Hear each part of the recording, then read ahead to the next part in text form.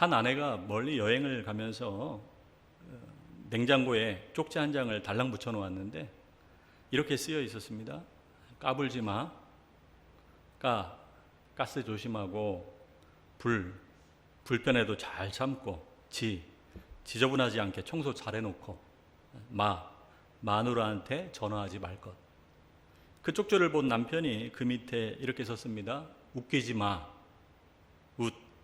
웃음이 절로 나오고, 기분이 너무 좋고, 지저분하든지 말든지 신경 안 쓸 거고, 마누라에게 전화할 생각 따위는 아예 없다. 많은 사람들이 일상에서 벗어난 일탈을 원하죠. 일탈을 원한다는 것은 그 현재의 삶에 만족하지 못하고 행복하지 못하다는 증거입니다. 그동안 사회가 요구하는 기준에 자신을 맞춰서 회사의 성실한 직원으로, 또 한 사람의 배우자로, 아이들의 부모로, 또 주변의 좋은 이웃으로, 교회의 성실한 한 성도로 착하게 살아오다가 어느 순간 그 마음의 질식을 느끼면서 일상에서 벗어난 일탈을 갈구하게 됩니다. 자, 일탈은 내 인생의 주도권을 내가 쥐고 있다는 것을 확인하려는 그 심리적인 시도입니다. 이 순간만큼은 내가 하고 싶은 대로 다 한다. 그런 가짜 통제감에 빠지는 것이죠. 여러분, 일탈을 하면 정말 행복할까요? 행복은 일탈에서 찾을 수 있는 것이 아니라 지금 내가 있는 그곳에 있습니다. 정말 행복하길 원한다면 세상의 그 어떤 즐거움보다 더 큰 즐거움, 가장 큰 즐거움을 발견하고 그것을 누릴 수 있어야 합니다. 오늘 말씀은 그 큰 즐거움을 누리는 행복의 비결이 무엇인지 명확하게 말씀하고 있습니다. 자, 1절을 한번 보세요. 자, 복 있는 사람은, 자, 히브리어는 이 복 있는 사람이 아슈레이인데 참 복되도다, 참 행복하여라, 이렇게 시작하고 있습니다. 이 아슈레이는 아시아르, 곧게 나가다, 이런 뜻에서 유래했는데, 즉 행복이란 하나님이 원하시는 올바른 방향을 향해서 똑바로 걸어가는 상태를 말합니다. 반대로 하나님이 원하시는 길을 벗어나면은 불행해지는데 그 길을 이렇게 표현합니다. 자, 1절 한번 다 같이 읽습니다. 자, 복 있는 사람은 악인들의 꾀를 따르지 아니하며 죄인들의 길에 서지 아니하며 오만한 자들의 자리에 앉지 아니하고. 자, 이 말씀은 죄가 점점 더 깊어질 수밖에 없는 이 죄의 속성을 표현합니다. 처음에는 따라가다가 그 다음에는 멈춰 섭니다. 그리고 결국에는 그 자리에 눌러 앉습니다. 처음에는 이 악인의 생각과 가치관을 따라가다가 그 다음에는 죄인의 길에 멈춰 서서 그 행동을 반복적으로 따라하고 결국에는 오만한 자의 자리에 눌러 앉아서 그 죄의 지배를 받는 것이죠. 여기서 오만한 자의 히브리어는 조롱하는 자, 비웃는 자, 이런 뜻인데 단순히 교만한 사람을 가리키는 것이 아니라 하나님과 영적인 가치를 우습게 여기고 조롱하는 사람을 뜻합니다. 그러니까 하나님 두려운 줄 모르고 사탄과 같이 하나님을 대적하는 자리에 앉아 있는 것이죠. 자, 복 있는 사람은 악인의 꾀를 쫓지 않고 죄인의 길에 서지 않고 오만한 자의 자리에 앉지 않는 사람입니다. 결국 이 복 있는 사람의 출발은 내 삶의 방향을 결정하는 그 잘못된 생각, 그리고 죄악된 습관과 환경을 차단하고 끊어내는 것에서부터 시작하는 겁니다. 자, 그런데 그 잘못된 생각과 그 죄악된 습관과 환경을 차단하는 것이 쉬워요, 어려워요? 쉽습니까? 어렵습니까? 어렵죠. 자, 하루에도 내 속에서 수없이 잘못된 생각과 마음들이 생겨나잖아요. 근데 어떻게 그걸 차단해? 자, 할 수도 없는 것들을 내 힘으로, 내 노력으로 차단하려고 시도하는 것이 바로 율법적인 종교 생활입니다. 우리 자신의 힘으로 아무리 율법을 지키려고 힘쓰고 그런 것들을 차단하려고 힘써도 결국 우리 속에 있는 죄만 더 드러날 뿐입니다. 그러니까 우리 힘으로 할 수 없기 때문에 예수님이 십자가에서 우리 죄를 대신 해결해 주신 겁니다. 우리 힘으로 할 수 없기 때문에 우리 속에서 성령 하나님이 함께 하시고 인도하시는 겁니다. 자, 그래서 로마서 8장 13절에 너희가 육신대로 살면 반드시 죽을 것이로되 영으로서 몸의 행실을 죽이면 살리니. 자, 우리 육신의 힘으로는 절대로 죄를 이길 수 없고 죄값으로 반드시 죽게 되지만 성령으로서 우리 육신의 행실을 죽이면 살게 된다는 뜻입니다. 자, 어떻게 성령으로 우리 몸의 행실을 죽일 수 있을까요? 그 다음 14절에 말씀합니다. 같이 시작. 무릇 하나님의 영으로 인도함을 받는 사람은 곧 하나님의 아들이라. 성령의 인도하심을 받으면 육신의 행실을 죽일 수 있다는 것이죠. 그런데 어떻게 우리가 성령 하나님의 인도하심을 받을 수 있을까요? 간혹 꿈이나 환상을 통해서 또는 기적을 통해서 인도하심을 받을 수도 있지만 대부분은 하나님 말씀을 통해서 성령의 인도하심을 받을 수가 있습니다. 말씀을 통해 깨닫게 하시고 우리 마음을 감동시키시고 말씀을 통해 우리를 인도해 주시는 거죠. 그래서 요한복음 16장 13절에 이렇게 말씀해요. 그러나 진리의 성령이 오시면 그가 너희를 모든 진리 가운데로 인도하시리니 그가 스스로 말하지 않고 오직 들은 것을 말하며 장래일을 너희에게 알리시리라. 진리의 성령님이 오직 들은 것, 곧 이미 말씀하신 그 하나님 말씀을 알게 하신다는 것이죠. 자, 에스겔 36장 27절에 같이 시작.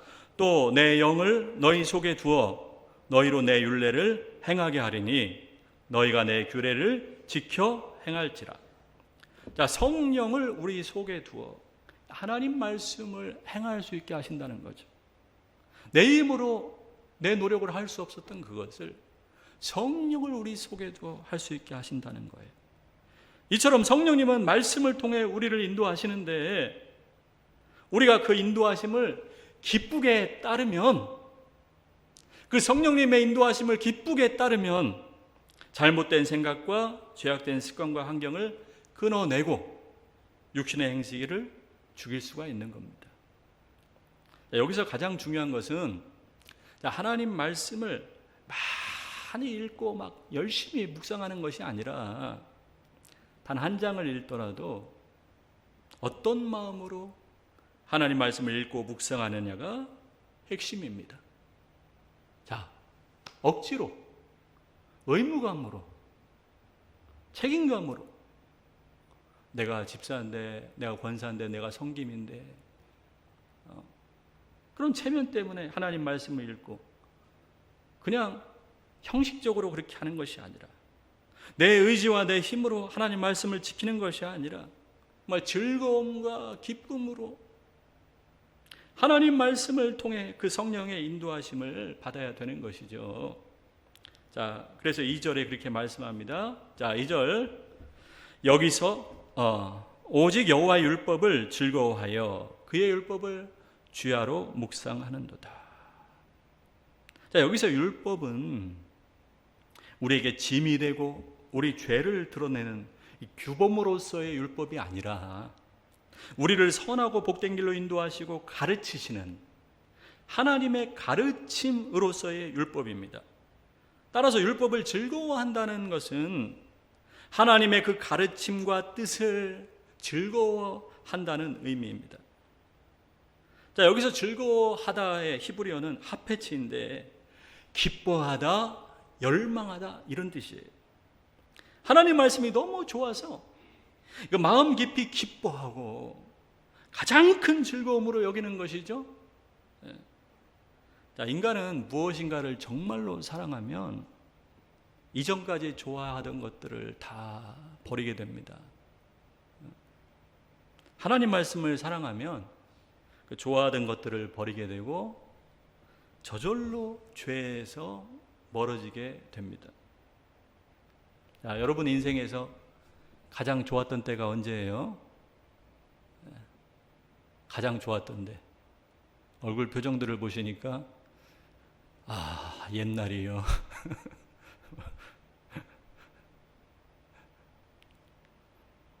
대부분 사람들이 그 사랑하는 사람을 만났을 때 가장 좋았다고 말할 겁니다. 사랑하는 사람 만났을 때. 여러분, 정말 사랑하는 사람을 만나서 연애하면 그 사람 말을 들어주는 게 어려워요, 쉬워요? 어려워요, 쉬워요? 아무리 무뚝뚝하고 대화가 없던 사람이라도 사랑하는 사람 말은 계속해서 더 듣고 싶죠. 밤새도록 통화해도 안 힘듭니다. 그렇죠? 그런데 어느 날부터 그 말이 잔소리로 들리고 귀찮습니다. 사랑이 다 식은 거죠. 사랑이 다 식었어.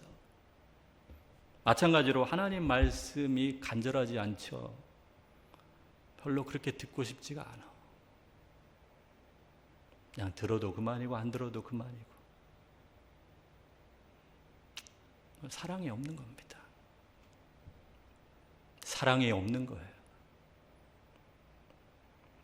정말 하나님을 사랑한다면 하나님 말씀 더 듣고 싶고 말씀 듣는 것이 그 자체가 가장 큰 기쁨이죠. 자, 그래서 2절에 그렇게 말씀하고 있는 거예요. 2절 다 같이 시작. 오직 여호와의 율법을 즐거워하여 그의 율법을 주야로 묵상하는도다. 자, 여기서 묵상하다의 히브리어는 하가인데 낮게 중얼중얼거리다, 계속 읊조리다는 뜻이에요. 그러니까 묵상하다는 게 단순히 조용히 머릿속으로 묵상하는 것을 말하는 게 아니라 입으로 소리를 내서 중얼거리면서 계속 중얼거리는 적극적인 행동입니다.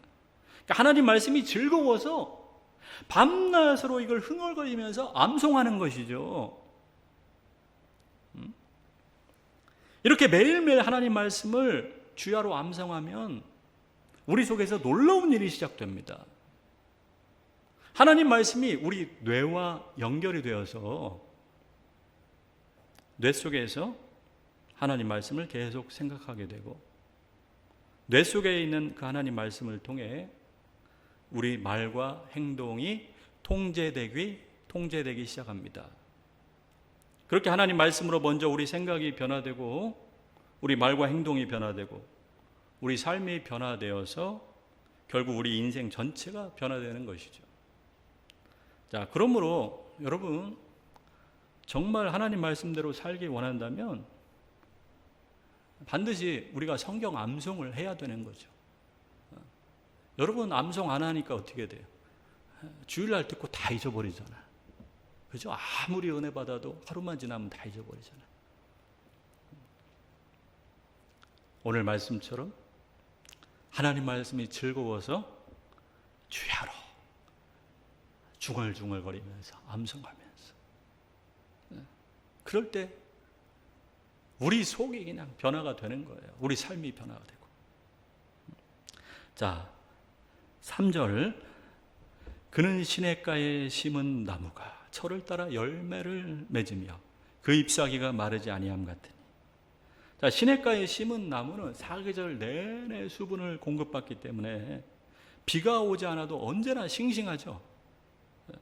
마찬가지로 하나님 말씀을 기뻐해서 하나님께 탁 붙어 있는 사람은 언제나 하나님의 은혜를 공급받기 때문에 어려운 일을 당해도 얼마든지 능히 견뎌낼 수가 있습니다. 그 철을 따라 열매를 맺는다는 것은 이 갈라디아서에 나오는 이 성령의 열매를 말씀합니다.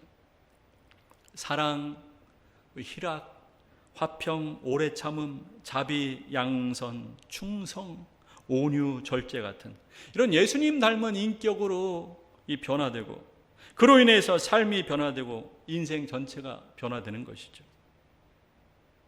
자, 또한 하나님 말씀을 기뻐하는 사람은 시냇가에 심은 나무처럼 형통하게 된다고 말씀해요. 자, 3절 같이 시작. 그는 시냇가에 심은 나무가 철을 따라 열매를 맺으며 그 잎사귀가 마르지 아니함 같으니 그가 하는 모든 일이 다 형통하리로다. 자, 진정한 형통은 내가 원하는 대로 되는 것이 아니라 하나님이 원하시는 뜻이 내 삶 가운데 이루어지는 것, 그것이 바로 진정한 형통입니다. 내가 원하는 것은 정답이 아닐 때가 많죠. 내가 바른 길로 가고 있다고 생각했는데 나중에 보니까 그렇지 않은 경우가 많죠. 하지만 하나님께서 나의 가는 길을 아시고 가장 좋은 길, 가장 행복한 길로 나를 인도하길 원하십니다. 그러므로 하나님의 원하시는 그 뜻이 내 삶 가운데 이루어져서 열매 맺는 것이 진정한 형통입니다. 그러니까 진정한 형통과 행복은 바로 이 손안에 있습니다. 자, 4절. 악인들은 그렇지 아니하며 오직 바람에 나는 겨와 같도다. 자, 여기서 악인은 히브리어로 라시아인데 화살이 관역을 벗어나서 엉뚱한 곳으로 가는 것처럼 하나님의 기준을 벗어나서 자기 마음대로 사는 사람을 뜻합니다. 자, 지금 이 시대는 절대적인 기준이 다 사라져버린 포스트 모더니즘 시대라고 하죠. 20세기 가장 위대한 설교자라고 하는 로이드 존스 목사님이 이렇게 말했습니다. 자, 20세기의 가장 큰 정신적인 변화는 그리스도인과 비그리스도인의 공통적인 가치관이 무너진 것이다. 자, 예전에는 이 낙태, 동성애 이렇게 말하면 믿는 사람이건 안 믿는 사람이건 다 똑같이 반대했어요.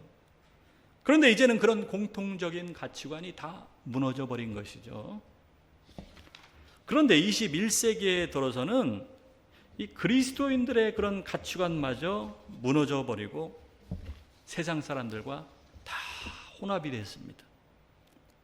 기준이 없어진 거예요. 기준이 없어졌어요. 기준이 없어지니까 어떻게 돼요? 세상에 수많은 음성을 들을 때마다 이리저리 흔들리는 겁니다. 곡식을 타작한 후에 남는 이 가벼운 껍질, 이 겨와 같이 뿌리도 없고 생명도 없고 무게도 없어서 그 바람만 불면 날아가는 거예요. 여러분, 기준 없이 사는 사람은 이런 사람이에요. 겉보기에 악인은 대단한 권력과 소유를 가지고 자기 마음대로 하는 아주 강한 사람 같지만 실상은 하나님의 기준에서 이탈해서 알맹이가 전혀 없는 가벼운 존재입니다. 자, 5절. 그러므로 악인들은 심판을 견디지 못하며 죄인들이 의인들의 모임에 들지 못하리로다. 자, 하나님의 심판의 바람이 불면 겨와 같이 날아가 버릴 허무한 존재라는 겁니다. 그러므로 여러분, 악인이 잘 되는 것을 하나도 부러워할 필요가 없어요. 하나님 말씀을 떠난 악인들은 바람에 나는 겨와 같이 날아가지만 변함없는 하나님의 절대 기준을 붙들고 사는 사람은 반석 위에 지은 집처럼 흔들리지 않습니다. 자, 6절 우리 결론적인 말씀인데 다 같이 크게 읽습니다. 시작. 무릇 의인들의 길은 여호와께서 인정하시나 악인들의 길은 망하리로다.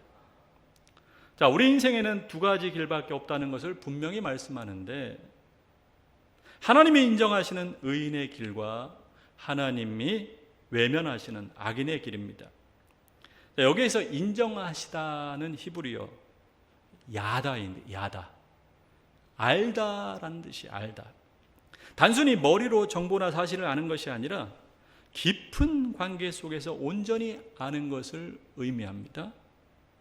따라서 여호와께서 인정하신다. 그것은 무엇이냐? 하나님 말씀을 즐거워하고 주야로 묵상하는 그 의인을 하나님이 늘 눈여겨보시고 친밀하게 교제하시고 끝까지 책임지며 돌보신다는 뜻입니다. 하나님이 인정하시는 의인의 길은 참 행복한 길이지만 하나님이 외면하시는 악인의 길은 결국 망하는 길입니다. 전 세계 교회에서 그 가장 많이 쓰는 성경 공부 교재가 바로 내비게이터인데요. 우리 교회도 얼마 전부터 이 새가족 교육을 이 내비게이터 교재를 가지고 하고 있습니다. 내비게이터 선교의 창설자인 도슨 트로트맨은 아주 심각한 알코올 중독자였어요. 20살 때 그 술에 취해서 범죄를 저질러서 경찰관에게 수없이 쫓겨다녔어요. 결국 경찰관에게 잡혀서 2번이나 이 감옥 생활을 했습니다. 중독이 무섭죠. 알코올 중독뿐만이 아니라 담배 중독, 또 도박 중독, 음란 중독, 인터넷 중독, 세상 모든 것이 다 중독이 될 수 있죠. 그런데 하나님은 이 도슨 트로트맨에게 찾아오셨습니다.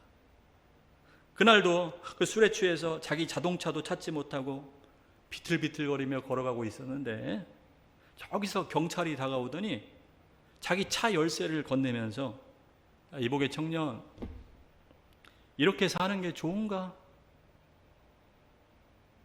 그렇게 묻는 거예요. 아니요, 저도 지겹습니다. 그 대답을 들은 경찰은 그를 과음으로 체포하는 대신에 새로운 삶을 살 수 있도록 아버지처럼 따뜻하게 격려해 주었습니다. 얼마 후에 그는 성경 구절 10개를 암송하는 어느 교회 모임에 참석했고 그 모임에 참석한 사람 중에 그 10구절을 다 외운 사람은 오직 도슨 뿐이었습니다. 그 다음 주에도 그는 성경 구절 10개를 암송했는데 그가 작정하고 외우기 시작한 성경 구절들이 그의 마음을 울리기 시작했습니다. 몇 주가 지난 후에 그는 이 배운 말씀들의 의미를 묵상하면서 조용히 기도했습니다. 주님을 영접한다는 것이 무엇을 의미하든 지금 당장 그렇게 살고 싶습니다. 자, 그렇게 성경을 암송하면서 놀라운 변화가 일어났는데 말씀이 정말 믿어지고 예수님을 마음속에 영접하게 된 겁니다. 그리고 그렇게 끊기 힘든 알코올 중독에서 완전히 해방되었습니다. 자, 그 감격으로 해군 병사들을 상대로 전도하기 시작했는데 그 전도하는 것으로 끝나지 않고 전도한 사람을 자기들의 집에 같이 숙박을 하면서 개인적으로 양육을 했습니다. 자, 그는 예수님 믿고 나서 하나님 말씀이 너무 좋아서 매일 한 구절씩 외우기 시작했는데 첫날은 한 구절, 또 그리고 이튿날은 그 전날 잊어버릴까 봐 전날까지 합쳐서 전날 한 거 합쳐서 2구절, 셋째 날은 또 전전날 것까지 해서 합쳐서 또 3구절, 넷째 날은 4구절. 그래서 예수 믿은 후 1000일 동안 1000구절을 외웠는데 지금도 교회에서 많이 사용되는 그 성경 암송 카드는 이분이 처음 시작한 겁니다. 어느 날 그는 뉴욕의 한 호수에 빠진 어린 소녀를 구출하기 위해서 물속에 뛰어들었고 구출자가 올 때까지 그 소녀를 꼭 붙들고 있다가 소녀가 구조되는 것을 보고 50세의 젊은 나이에 하나님 품에 안겼습니다. 그래서 뉴욕 타임즈에 이렇게 기사가 실렸어요. 도슨 트로트맨은 마지막까지 하나님의 사명에 충실하여 사람을 살리고 죽었다. 사랑하는 성도 여러분, 여러분은 어떤 인생을 살고 싶나요?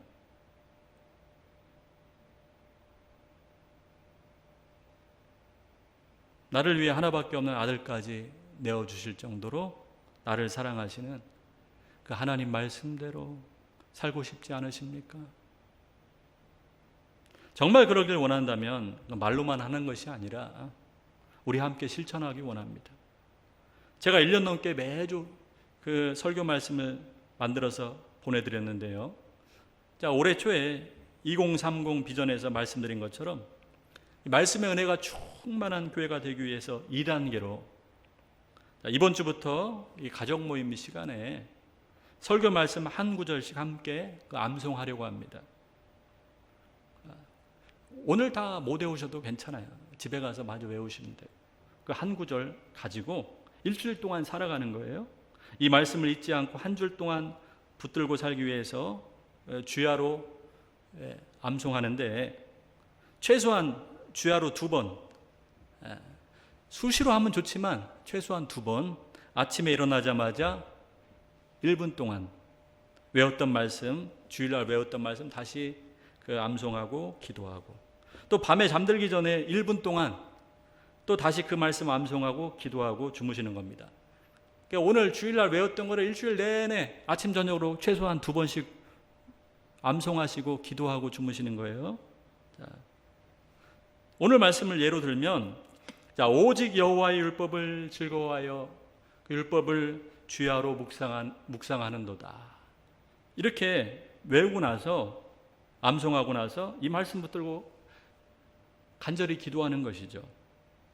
이 말씀대로 하나님 말씀이 저의 가장 큰 즐거움과 기쁨이 되게 해 주시옵소서. 날마다 하나님 말씀을 통해 성령의 인도하심을 받기를 원합니다. 자, 이것을 제가 주야 암송이라고 이름을 지어봤는데요.